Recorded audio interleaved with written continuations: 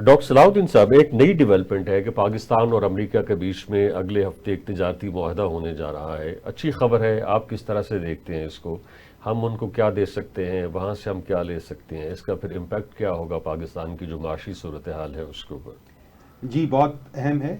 पाकिस्तान का सबसे बड़ी जो एक्सपोर्ट मार्केट है वो अमेरिका है। ये हैरान कुन बात है और जाहिर है कि ये हैरान कुन बात मुमकिन हुई उन कंसेशंस के नतीजे में जो पाकिस्तान को अमेरिका की तरफ से मिलती हैं। अमेरिका दुनिया की सबसे बड़ी मईशत है, हमारी एक्सपोर्ट बहुत कम है। उन कम एक्सपोर्ट्स में से सबसे बड़ा हिस्सा चूंकि अमेरिका को जाता है, तो ये नेगोशिएशंस बहुत अहम होंगी। याद रहे कि जब भी नेगोशिएशंस के अंदर दो पार्टीज होती हैं, ये जो ट्रेड नेगोशिएशंस होती हैं, ये महज जज्बात के इजहार के साथ नहीं मुमकिन है। इनके लिए बड़ा होमवर्क करना पड़ता है। हम तैयार हैं अपनी उन मसनूआत के हवाले से जिनकी मार्केट वहाँ पे बन सकती है। अब महज रियायतों के ज़रिए तिजारत आगे नहीं बढ़ सकती। अगर हम रियायतें तलब करें उन मसनूआत के लिए जिनकी एक जेन्युइन मार्केट मौजूद है अमेरिका के अंदर, तो इससे उन मैन्युफैक्चरर्स को भी फ़ायदा होगा, पाकिस्तानी मैन्युफैक्चरर्स को, जो अमेरिकन मार्केट लेंगी। अमेरिका के लिए भी ये निस्बतन आसान होगा कि वो उन मसनूआत के लिए कम रियायतें दे के भी बड़ी मदद फराहम कर सकता है, बजाय इसके कि उन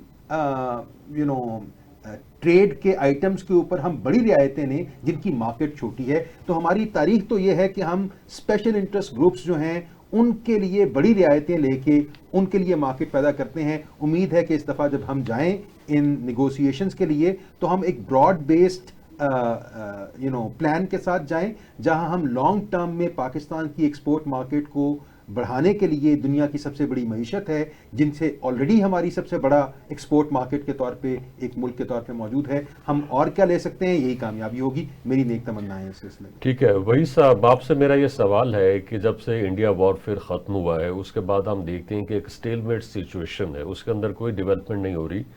मसलन कोई बातचीत नहीं हुई उस हवाले से कि अब इसके बाद क्या करना है। जिन इशूज़ के ऊपर वो जंग हुई थी, ख़ास तौर पे सिंतास का मुआहदा है, दहशतगर्दी का एलिमेंट उसके अंदर शामिल है। अब जो नई डेवलपमेंट है उसके अंदर वो ये है कि अगले हफ्ते मुलाकात होने जा रही है ख्वाजा आसिफ और इंडियन जो डिफेंस मिनिस्टर हैं उसके दरमियान। तो इस मुलाकात को आप किस तरह से देखते हैं? क्या हम समझ सकते हैं कि इस मुलाकात के नतीजे में इस वक्त जो इंडिया और पाकिस्तान के ताल्लुकात के हवाले से एक स्टेलमेट सिचुएशन है उसमें कोई तब्दीली आ सकती है?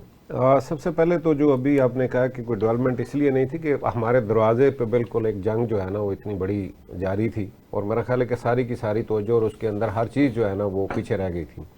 अभी चूंकि ये जहां बात हुई है अमेरिका से ट्रेड की, तो मैं समझता हूँ कि हमें तो हमसायों के साथ दुश्मनी अपनी जगह पे, बात अपनी जगह पे, लेकिन हमें तजारत जो है ना वो बंद नहीं होनी चाहिए। अगर हमें एक दूसरे से कुछ फ़ायदा होता है, वो ईरान से है, चाइना से ऑलरेडी है, रशिया से है, इवन इंडिया से है, अगर हम लोग आपस में मिल के, और ख़ास तौर पर ये भी दोनों मुल्कों के लीडरान को, दोनों मुल्कों के रहनुमाओं को ये सोचना होगा कि क्या ये जंगें हमारे फ़ायदे में हैं, क्या ये जंगें हमारी आवाम के फ़ायदे में हैं, क्या ये जंगें इस खित्ते के फ़ायदे में हैं।